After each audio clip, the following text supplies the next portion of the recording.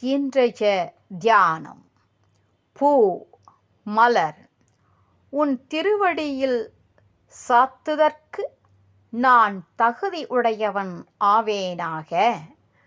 படிப்படியாக வளர்ந்து தேவ ஆராதனைக்கு தகுதி உடையதாக மலரானது தன்னை அமைத்துக் கொள்கிறது. மனிதன் நாள்தோறும் தூயவனாகவும் மேலானவன் ஆகவும் தன்னை திருத்தி அமைத்துக் கொள்ள வேண்டும். நலத்துக்கு நிகரானது நானிலத்தில் வேறு எதுவும் இல்லை. இணையார் திருவடி என் தலைமேல் வைத்தலுமே துணையான சுற்றங்கள் அத்தனையும் துறந்து ஒழிந்தேன்.